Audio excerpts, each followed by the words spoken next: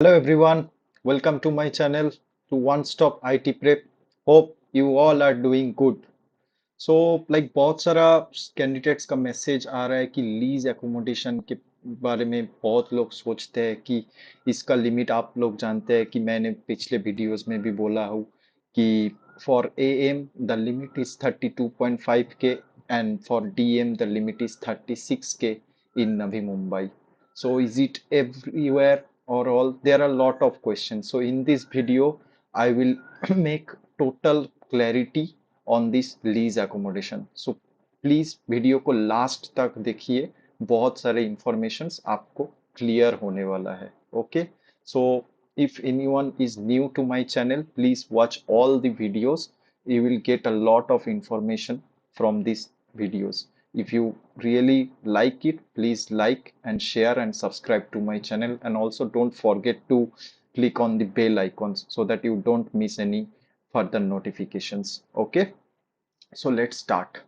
सो ये जो S B I S O का जो रिक्रूटमेंट हुआ है, इसका पिछले जितने बार भी हुआ है, इसका क्या होता है, आपका मैक्सिमम पोस्टिंग नवी मुंबई पे ही होता है. ठीक है, तो क्यों ऐसा है? क्योंकि एस बी आई का जो आई टी का स्ट्रक्चर है, ठीक है, इसको नवी मुंबई पे है इसका मेन बिल्डिंग, जिसको हम जी आई टी सी बोलते हैं, which is global I T centre. Okay, and और भी कुछ कुछ लोकेशंस है जैसे हैदराबाद, चंडीगढ़, त्रिवेंद्रम एंड बेंगलोर. इसमें छोटे छोटे सेंटर्स है, उसको बोलते हैं global offshore centre, GOC. So naturally जहाँ पे, इसलिए नवी मुंबई पे मैक्सिमम पोस्टिंग दिया जाता है. ठीक है, अब तक कुछ साल बाद depends on requirement and depends on your luck and vacancy, कुछ कुछ लोगों का ट्रांसफर दूसरे जगह होते हैं. ठीक है, तो पहले नवी मुंबई को देखने में एक बार हम मैप्स को देख लेते हैं. ठीक है, तो आप जैसे देख सकते हो, मैं थोड़ा जूम करके किया हूँ. इस साइड है Mumbai and this is Navi Mumbai. ये बीच में एक क्रीक्स है. ठीक है, तो इधर आपका आता है फर्स्ट, ये जो बेलापुर फोर्ट देख रहे हो, इस इधर ही है स्टेट बैंक ऑफ इंडिया का जीआईटीसी बिल्डिंग, बेलापुर. ये है सीउट, सीउट्स में भी बिल्डिंग है, तुर्भे पे भी बिल्डिंग है. ठीक है, तो एस बेलापुर में मेन बिल्डिंग है जीआईटीसी. ओके, तो इधर जो आपका रेंट है, विच इज 36 के फॉर डीएम एंड 32.5 के फॉर एएम, ये सब जगह पे नहीं है नवी मुंबई का. तो कौन कौन सी जगह पे ये है रेंट? ये आप जो देख रहे हो, ये जहाँ पे ब्रिज खत्म हो रहा है, मतलब ये वाशी, वाशी से kind of Navi Mumbai start हो रहा है. तो वाशी को लेकर बेलापुर तक जितने भी जगह है, ये सारे जगह पे डीएम एंड एएम का फुल एलिजिबिलिटी है, विच इज 36 के for DM and 32.5 for am. अच्छा, नाउ और कौन कौन कौन सी जगह है, ये आप देख सकते हो. ठीक है, इधर ये पनवेल क्रीक इधर दिख रहा है, ये क्रीक क्रॉस करके कोई इस साइड आ गया, तो इस साइड में है आपका उलुवे का साइड. ठीक है, और सीबीडी बेलापुर क्रॉस करके आता है खारगर. ठीक है, और उसके बाद और भी जाओगे तो आता है पनवेल. तो खारगर, पनवेल, उलुवे, ये जगह पे लिमिट कितना है, क्योंकि ये जगह पे भी बहुत लोग रहते हैं. तो इस सारी जगह पे आपका स्केल 1 के लिए लिमिट है 17.5 के एंड स्केल 2 के लिए लिमिट है 18.5 के. तो वाशी, सानपारा, जुईनगर, सीयूट्स, बेलापुर, इन पांचों जगह के लिए फुल लिमिट है, that is 32.5 and 36 K. And if you come to Ulwe, Panvel, Kharghar and more, the limit becomes 17.5 के and 18.5 के for AM and DM respectively. Okay, now क्या हो रहा है, उलुवे में नवी मुंबई का नया एयरपोर्ट बन रहा है. ठीक है, तो प्राइस राइज हो रहा है. तो ऐसा प्लान है कि coming 3-4 months or more, SBI can extend the full eligibility limit in Ulue and Khargar as well. Okay, सो ऐसा हो ही सकता है कि नियर फ्यूचर में खारगार एंड उलवे में भी फुल एलिजिबिलिटी का लिमिट मिल जाएगा। अच्छा, तो लीज एकोमोडेशन में बेसिकली लीज एकोमोडेशन होता क्या है, इसको पहले हम सोचते हैं। मान लो आप ज्वाइन कर लिए एसबीआई, ठीक है, फर्स्ट आप ज्वाइन किए, तो बहुत लोगों का कहना है कि हम ज्वाइन किए तो हम कहाँ रहेंगे। First question, very genuine question, कहीं भी, क्योंकि बहुत सारे लोग अपने स्टेट्स को छोड़ के इधर आते हैं, ठीक है, और बहुत सारे लोग बाहर से जो सोचते हैं मुंबई मतलब बहुत खर्चा है, तो ये सोच के बहुत लोग आते हैं। तो पहली बात तो ये है कि एसबीआई का एक खुद का गेस्ट हाउस है नेरुल पे, गेस्ट हाउस एकोमोडेशन, जो कि पहले 60 डेज के लिए, सिंस इसका कैपेसिटी बहुत ही लिमिटेड है और जो लोग आ रहे हैं वो उससे ज़्यादा है, तो सभी लोगों को ये नहीं मिलता है। ये kind of first come first serve basis पे है। तो जिन लोगों को ये मिल जाता है वो लोग बहुत लकी हो जाते हैं, क्योंकि इधर आपको रहने के लिए पर डे ₹10 करके लगता है फॉर फर्स्ट 60 डेज, ठीक है।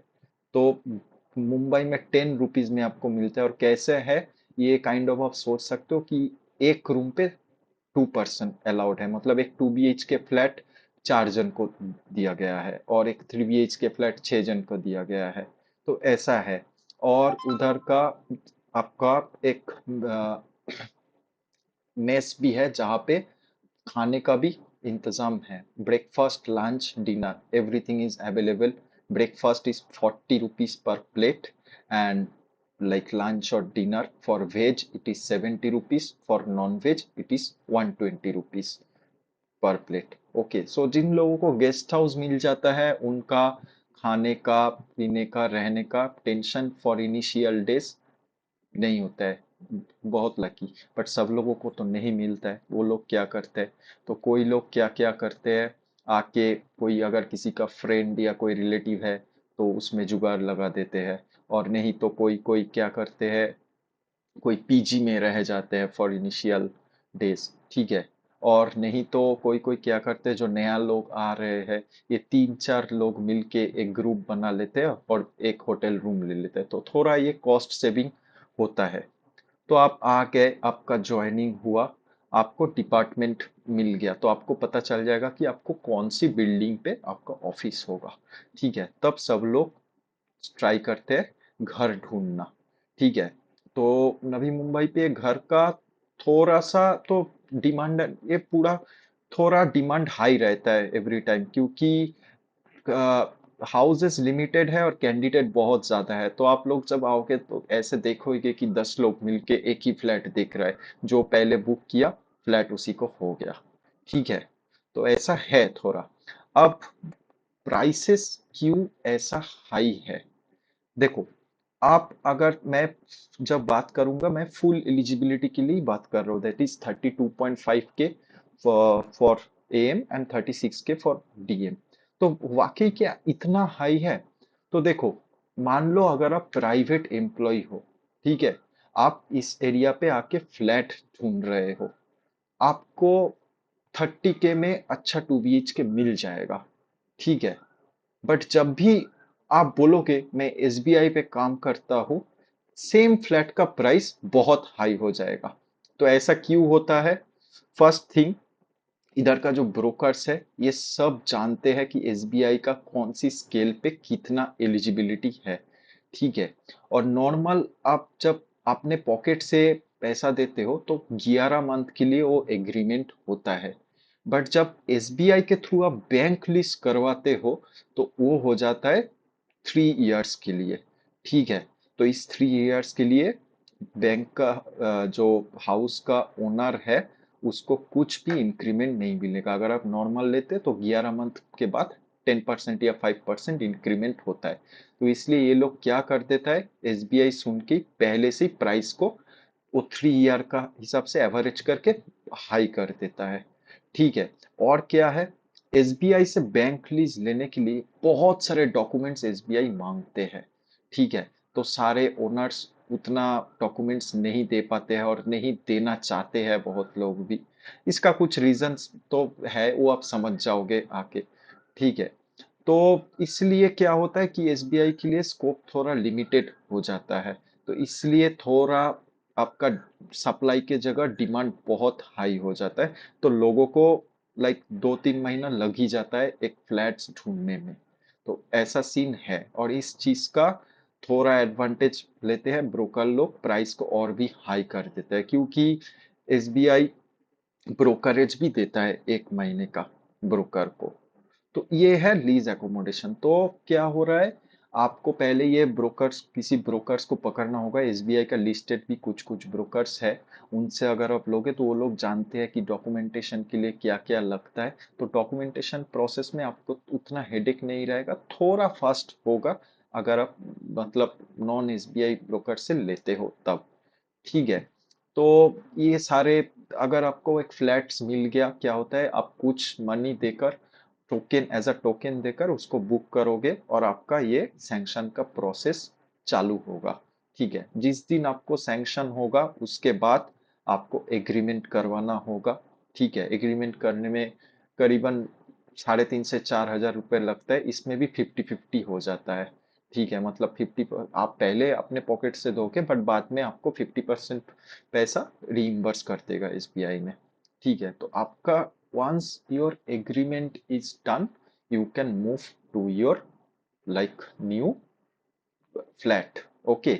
सो जब तक आपका लीज एकोमोडेशन सैंक्शन नहीं होता है, उतने दिन तक आपको एचआरए मिलेगा, which is 10% of your basic. For am you are getting 4848, and for DM you are getting 6482। जब से आपका लाइक लीज एकोमोडेशन सैंक्शन हो जाएगा, आपको एचआरए और नहीं मिलेगा, डायरेक्ट बैंक ओनर के अकाउंट पे वो मनी डिपॉजिट हो जाएगा एट अ टाइम। ठीक है। तो क्या क्या होता है, आपका जो मतलब मंथली बैंक रेंट है वो एसबीआई डायरेक्ट ओनर के पास दे देगा। और एक होता है डिपॉजिट, जो कि बहुत बड़ा अमाउंट होते हैं इधर। ठीक है, जैसे कि अगर एएम के लिए 32.5 के आपका मैक्स एलिजिबिलिटी है, तो आपका सिक्योरिटी डिपॉजिट 6 महीने का रेंट समझ लो, मतलब 1.92 lakhs। तो ये डिपॉजिट भी एसबीआई कर देता है अपना लाइक बैंक होम का ओनर को। और फॉर डीएम के लिए आपका सिक्योरिटी डिपॉजिट का लिमिट है 2.16 लाख। ठीक है। तो मतलब इधर आके आपको सिर्फ ये घर ढूंढने का ही ये थोड़ा टेंशन उठाना है और घर मिलने का, क्योंकि आपका रेंट, सिक्योरिटी डिपॉजिट, ब्रोकरेज सब एसबीआई दे देगा after your home is sanctioned. Now coming to the point, कि क्या 32.5 के में या 36 के में अच्छा 1 BHK और 2 BHK मिलता है। तो जो मैक्सिमम लोग क्या करते हैं, सिंस सीबीडी बेलापुर पे आपका मेन जीआईटीसी है, तो ये बेलापुर सीयूट्स इस एरिया में सभी लोग देखते हैं। ठीक है। तो इस एरिया में थोड़ा डिमांड बहुत ही हाई है, तो आप जब देखोगे, आप देखोगे कि 10-15 लोग मिलके एक ही रूम देख रहा है।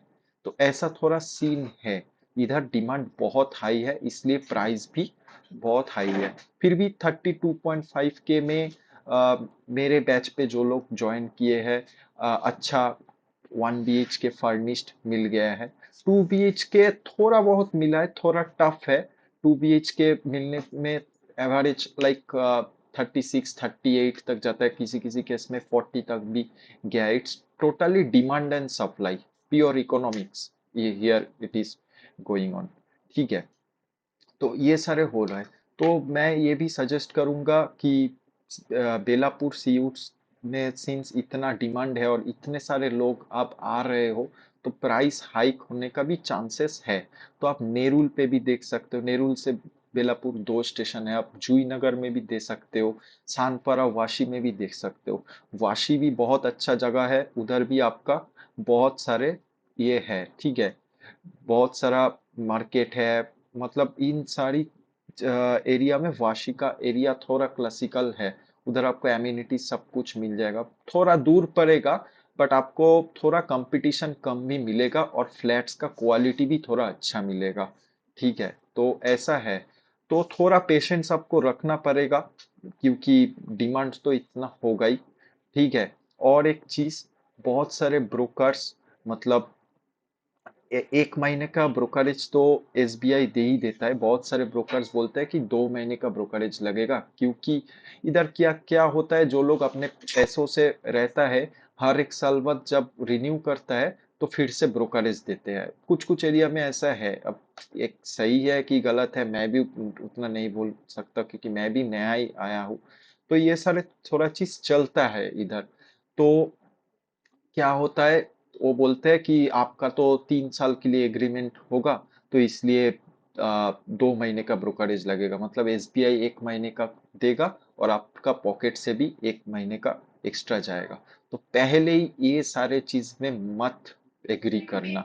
सारे लोग अगर आप एग्री मत करते हो तो थोड़ा मार्केट में वो लोग सोचेगा कि नहीं ऐसा हो रहा है, तो नहीं कर पाएगा ये चीजें। ठीक है, तो ये यूनिटी थोड़ा अपने ऊपर रखना है कि कोई भी नहीं बोलेगा कि मैं एक्स्ट्रा पैसा एज अ ब्रोकरेज देंगे। हाँ, कब आपको देना पड़ेगा, आपको मालूम हो कि दो 2 महीने हो गया, आपका बैचमेट्स को मिल गया, आपको नहीं मिल गया, तब एट अ टाइम कि आपको चाहिए, आप डेस्परेट हो गए, इन दैट केस आप दे सकते हो। बट स्टार्टिंग से ये चीज में एग्री मत होना। तो क्या होगा, आपके बाद में भी बैच आएगा तो सारे लोगों को एक प्रॉब्लम्स आ जाएगा। ऐसा होता है। ठीक है, तो स्टार्टिंग से ही इस चीज में एग्री मत करना। पहले मार्केट को थोड़ा देखना कि क्या है ऐसा थोड़ा आपको देखना पड़ेगा। ठीक है। और मान लो कि किसी किसी को मिल गया 38K में घर मिला है, तो और वो डीएम है, तो उनको क्या होगा फिर, 36 के तो बैंक दे देगा और 2K आपको खुद का पॉकेट से देना पड़ेगा। ऐसे भी है बहुत लोग, मतलब खुद का पॉकेट से 2-3K करके जाता है। ऐसा है, ऐसे भी बहुत लोग रहते हैं। थोड़ा डिमांड है तो इसलिए है। तो मैं जितना मैंने देखा हूँ, मतलब डीएम्स में मैक्सिमम फैमिली वाले होते हैं, तो उनको 2 BHK चाहिए है। ठीक है, तो आप अनफर्निश्ड 2 BHK देख सकते हो, क्योंकि फर्नीचर अलाउंस तो आपको मिल ही जाएगा। ठीक है, तो आई होप प्लीज एकोमोडेशन को लेकर बहुत सारे डाउट्स मैंने क्लियर किया है। अगर आप वीडियो को एंड तक देखे हो तो I hope it clears a lot of doubt. Okay, thank you.